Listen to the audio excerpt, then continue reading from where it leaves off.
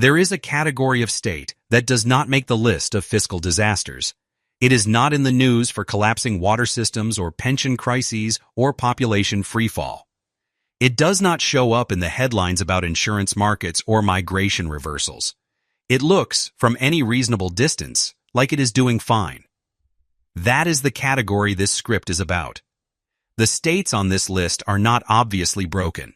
They have functioning economies, respectable job numbers, visible growth in at least some sectors, and narratives, some of them quite compelling, about their own momentum. What they also have, embedded in their data at a level below what the narrative describes, is a set of structural conditions that contradict the surface story in ways that are documented, verifiable, and quietly ignored. Not fake news, not opinion.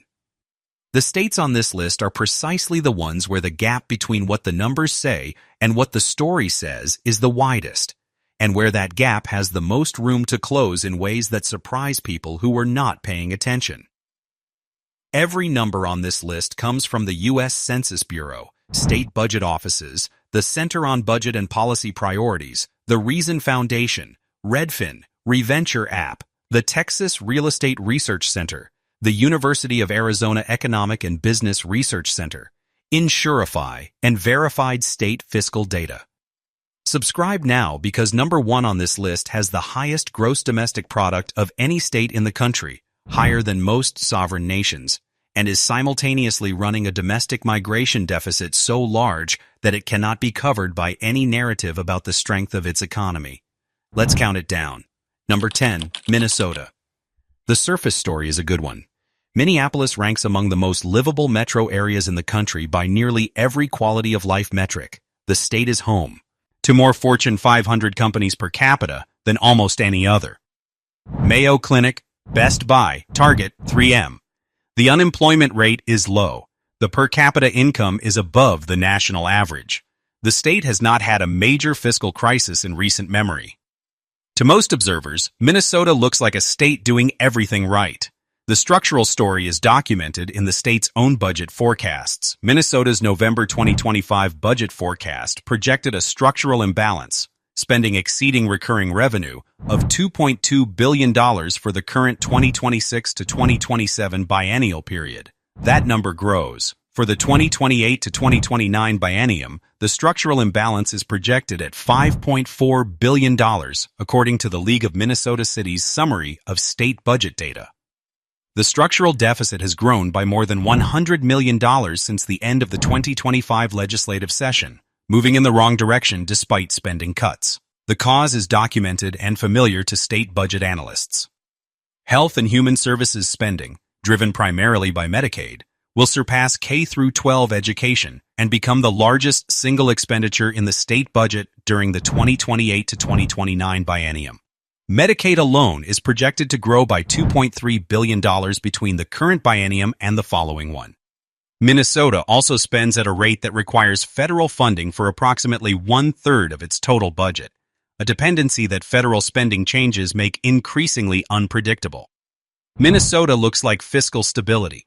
It has a surplus today, in a narrow accounting sense, because reserve funds from prior years are being carried forward. The structural gap, the difference between what the state takes in annually and what it spends annually, is widening, not closing. Living in Minnesota is like owning a house that looks freshly painted from the street, while the water pressure has been dropping for 2 years and no one has looked at the pipes yet. Number 9, Wisconsin. Wisconsin presents itself and is generally perceived as a steady Midwestern state. The manufacturing base still functions. The tourism economy around the lakes and the Green Bay ecosystem generates real revenue. The University of Wisconsin is a significant research and cultural institution. Housing costs have not exploded the way they have in coastal markets. Nothing about Wisconsin looks like a crisis. The things that do not look like a crisis in Wisconsin are still happening. The state's population growth rate has been near zero for most of the last decade, hovering between 0.5% per year, far below the national average and below most of the states that are actively attracting domestic migrants. United Van Lines' 2024 National Movers study showed Wisconsin as neither a major inbound nor a major outbound state, a balanced condition that for a state with negligible natural population increase means roughly zero net movement of working-age people. The aging trend is structural. Wisconsin's rural hospital system, which serves the state's significant non-metropolitan population, has been contracting for years. The Chartis Center for Rural Health has tracked accelerating vulnerability among Wisconsin's rural hospitals, with a growing number classified as financially at risk. Rural communities that lose their hospitals lose far more than health care. They lose the anchor institution that keeps surrounding businesses, housing markets, and local tax bases from following the hospital into closure. Wisconsin's pension system is 79% funded, near the national median, but carrying enough unfunded liability to remain a structural budget constraint for years to come. The state's K-12 enrollment has been declining as the number of school-age children falls. A leading indicator of what the rest of the demographic curve will look like in 15 years, Wisconsin does not look like it is in trouble. It looks like it is standing still.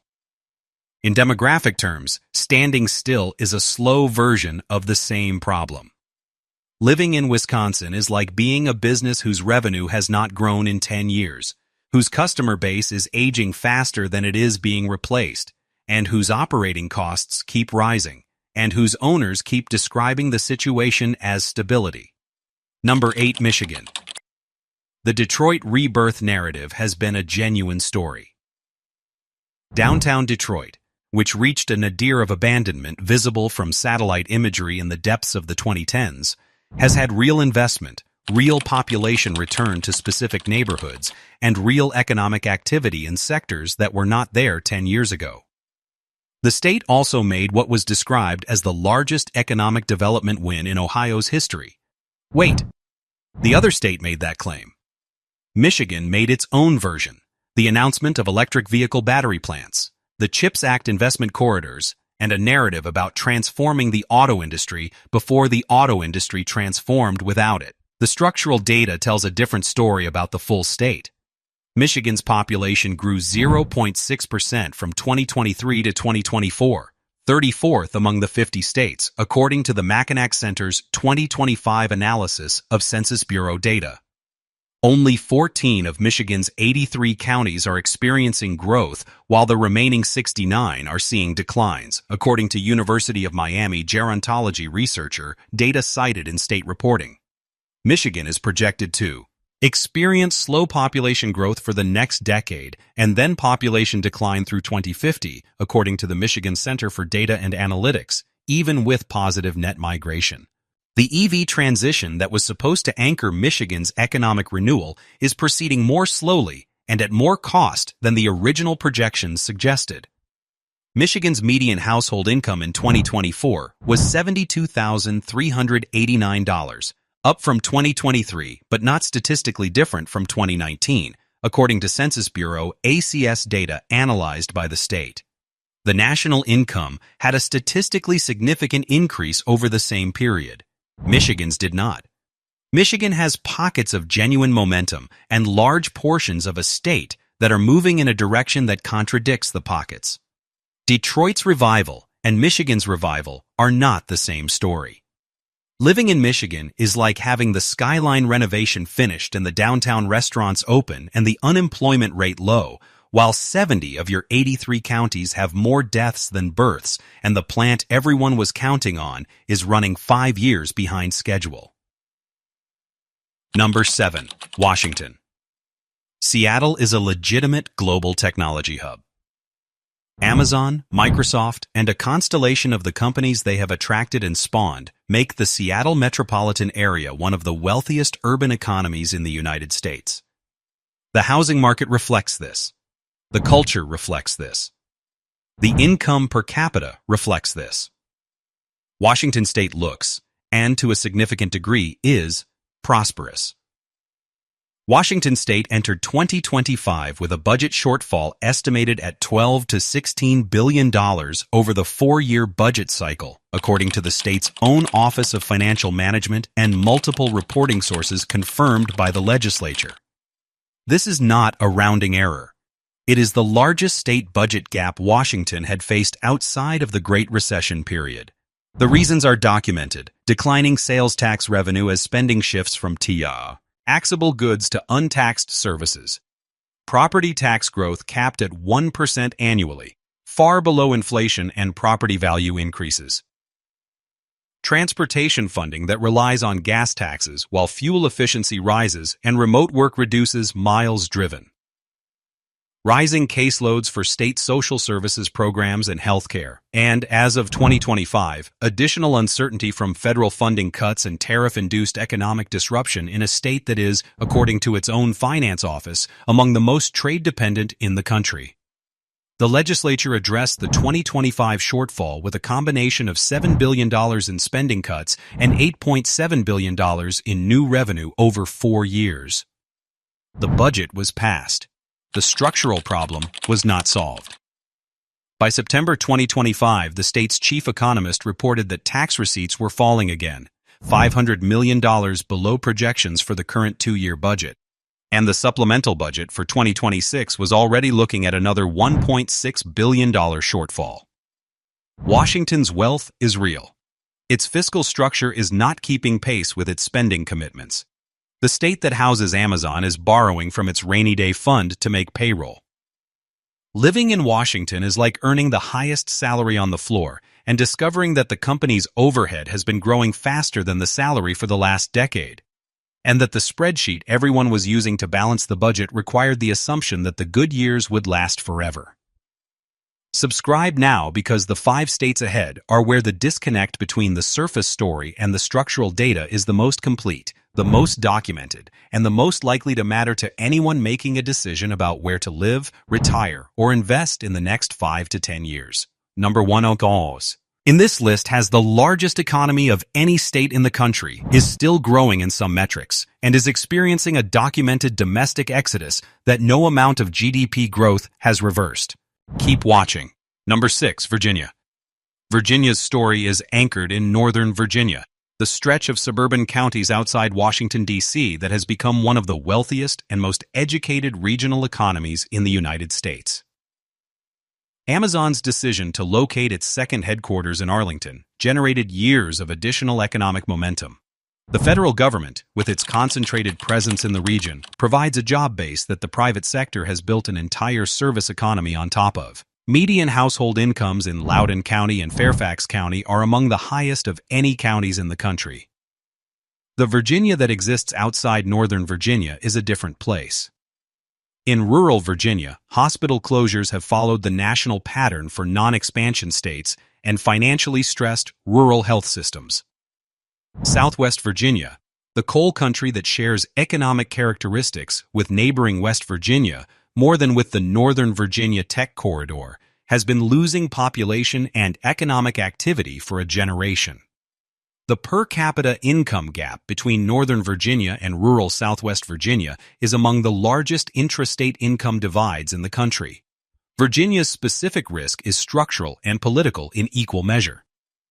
The federal government's workforce and contracting base, which underpins Northern Virginia's economy and, by extension, a large portion of the state's tax revenue, was, as of 2025, subject to federal spending reductions at a pace and scale that the state had not previously modeled. The state's own budget office noted that uncertainty about federal employment and contracting levels represented a risk to state revenue projections that was difficult to quantify. A state whose top economic driver is a single employer, even an employer as stable as the federal government had been, carries a concentration risk that does not show up in the headline numbers until the employer changes its behavior. Virginia looks prosperous. It is also a state where the prosperity is more concentrated, more federally dependent, and more fragile at its edges than the Northern Virginia story suggests. Living in Virginia is like having a job that pays extraordinarily well as long as the company's budget keeps coming through, and discovering that you have not thought seriously about what happens if the company restructures. Number 5, Utah. Utah's surface story has been one of the most compelling growth narratives in the country for the last decade. The state has ranked first or second in quality of life rankings by major national publications for multiple consecutive years. Population growth has been among the fastest of any state. The outdoor recreation economy, the technology corridor along the Wasatch Front, the logistics infrastructure, and the university system have combined to make Utah look like a model for how a western state builds a modern economy. The Great Salt Lake is dying. The lake has lost approximately 73% of its surface area and more than half of its volume from historic levels, according to data from the Utah Division of Water Resources. The lake's current level is near its historic record low. The dry lakebed is exposing sediment laced with arsenic, mercury, and lead, documented by University of Utah researchers. And the dust from that lakebed affects the health of approximately 2.5 million Utahns who live downwind along the Wasatch Front, according to research from the Grow the Flow Coalition of Utah Environmental and Economic Advocates. Lake effect storms that historically produced 5 to 10% of Utah's snowpack, and snowpack provides 95% of Utah's water supply, are weakening as the lake shrinks. As the lake gets smaller, the rain and snow get less. As the rain and snow get less, the lake gets smaller faster. The economic consequences are documented and quantified. A 2022 analysis commissioned by the Great Salt Lake Advisory Council estimated that a continuing decline in the lake could cost Utah $1.7 to $2.2 billion annually and destroy 6,600 jobs. Utah's 2034 Winter Olympics bid includes a public-private commitment to restore the lake, a commitment that carries with it the implicit acknowledgement that the lake is not currently at the level the Games would require. Utah's housing market has priced out a significant portion of its own workforce. The median home in Salt Lake City now requires an income that the majority of Utah households do not earn, according to state and national affordability data. Utah has been ranked the best state in which to live for years. The lake on which its water supply depends has been at or near record lows for most of that time. These two facts have been coexisting in the same headlines without being treated as the same story. Living in Utah is like winning an award for the best-maintained property on the block, while the water main that serves the entire block has been losing pressure for a decade, and the repair estimate keeps getting revised upward. Number 4. Ohio. Columbus is a genuine growth story. The city grew by more than 100,000 residents in the last decade, the only Midwest city to do so by that margin, according to the Mid-Ohio Regional Planning Commission.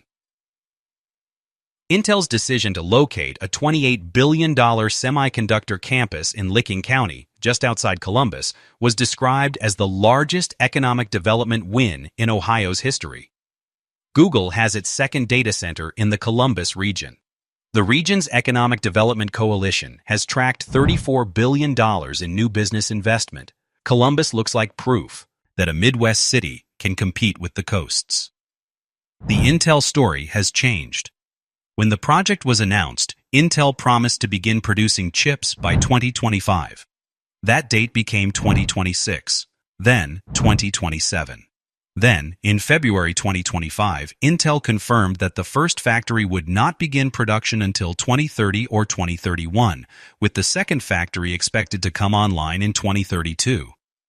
In July 2025, Intel's new CEO announced construction would slow further to align with market demand, according to CNBC and Post-Industrial Reporting.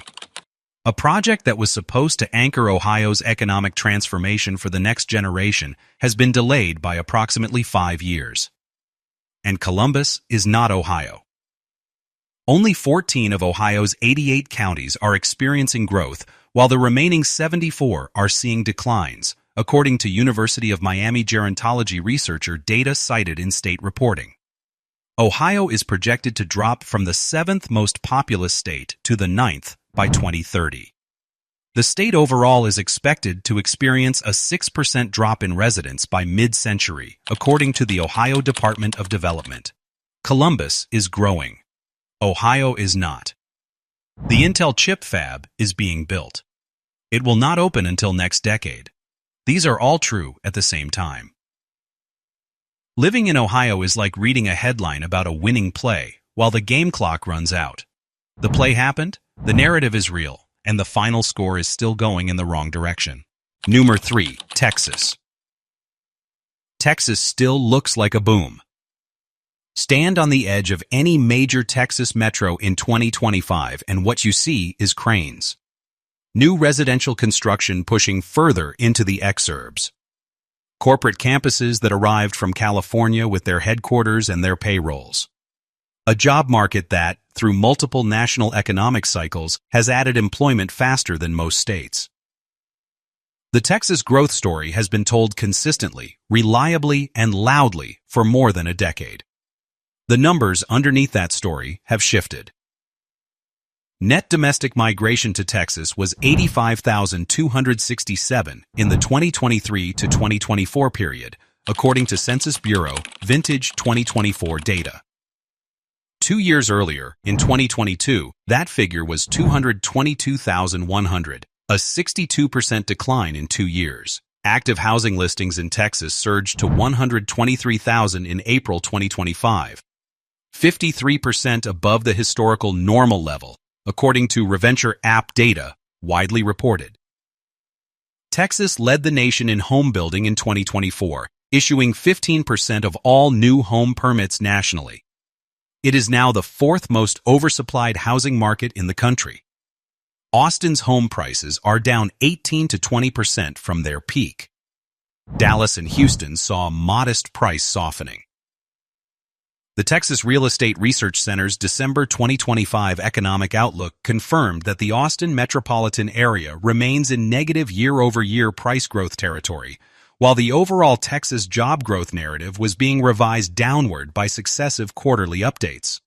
Optimism about accelerated job growth, the research center noted, had faded in the latter months of 2025. Texas is not declining. It is correcting from one of the largest pandemic-era migration surges any state has experienced, and the correction is more significant than the headline construction and job numbers suggest. The boom did not stop. But the conditions that made it a boom, dramatic affordability relative to California, abundant available land, rapid corporate relocation, are less true than they were 3 years ago. Living in Texas is like running a restaurant that was packed every night for 2 years and is now discovering that the people who drove past every night are not coming in as often, while the kitchen just doubled its capacity on the assumption they would. Number 2. Florida. Florida still presents as a dream destination. The weather delivers on its promise. The beaches are still the beaches. The no-state income tax advantage is still real. Retirees are still arriving. Population growth, even at its moderated current pace, is still positive. The infrastructure of the Florida dream, the golf courses, the gated communities, the retirement subdivisions, the waterfront dining, is still functioning and still being used. The insurance math is no longer working. Home insurance premiums in Florida have risen 72% over the past 5 years, according to Insurify data. The projected average annual homeowners insurance premium for 2025 was $15,460, the highest of any state in the country, and nearly 5 times the national average, according to Insurify projections. 20% of Florida homeowners, 1 in 5, now carry no property insurance at all, according to Value Penguin research published by LendingTree. 1 in 5 homeowners in the most hurricane-prone large state in the country is self-insured because the alternative has become unaffordable. More than a dozen insurance companies have left Florida or gone insolvent since 2020. Citizens Property Insurance Corporation, the state-run insurer of last resort, held nearly 772,000 policies as of September 2025, according to Insurify, down from its peak, but still representing the state backstop for hundreds of thousands of Floridians who cannot find or afford private coverage. Hurricanes. Milton and Helene struck the Gulf Coast in the fall of 2024, causing tens of billions of dollars in damage. In Pinellas County, home to St. Petersburg, the storms contributed to a net population loss of nearly 12,000 residents.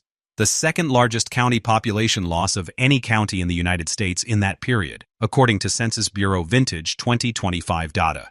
Florida is still receiving people. It is receiving them into a housing market where the math of ownership has changed in ways that have not fully shown up in the property listings, the Chamber of Commerce projections, or the retirement brochures. Living in Florida is like buying a house in paradise and discovering that the cost of protecting the house from the weather that defines the paradise has become a second mortgage you were not told to budget for. Number 1. California. California still has the largest economy of any state in the country. By some measures, if California were a sovereign nation, it would rank among the 5 largest economies in the world. The technology industry that California built, scaled, and exported to the global economy did not stop functioning in 2024 or 2025. The research universities that feed that industry, Berkeley, Stanford, UCLA, Caltech, UCSF, are still among the best in the world. The film industry, the agriculture, the ports, the weather. These things are real.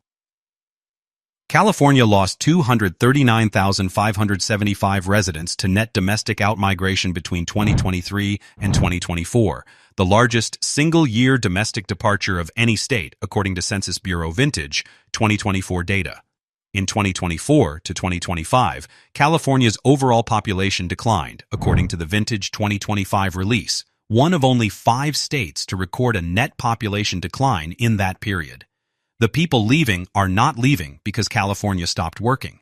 They are leaving because California stopped working for them specifically.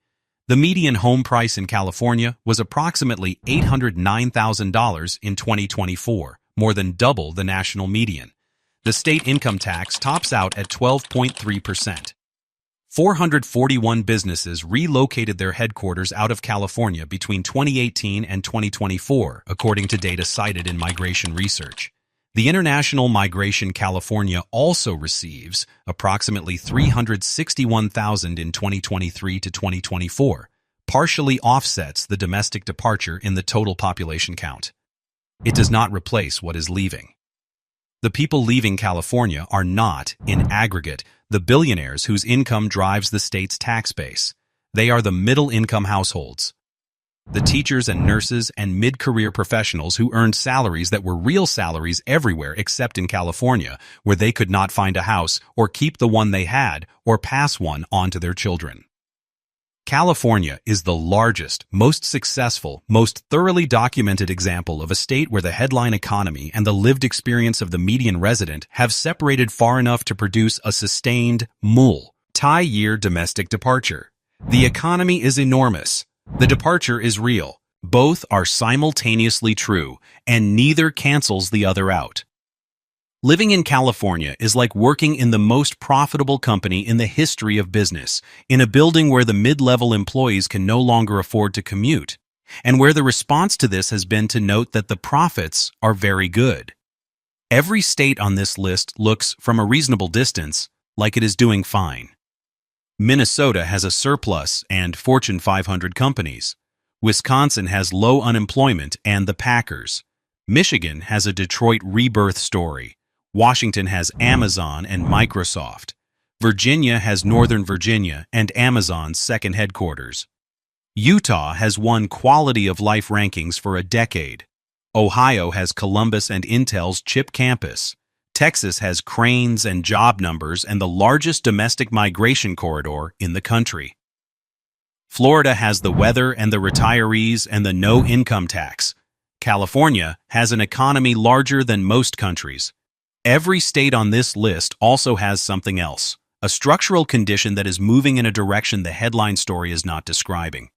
A gap between the surface reading and the data reading that is wide enough to matter for people making decisions about where to retire, where to invest, where to buy a house, where to move for a job, or where to stay. The states that look fine are the ones that require the most attention. The ones that are visibly broken get the coverage. The ones that look fine get the assumption. The assumption is not always warranted. Thanks for watching.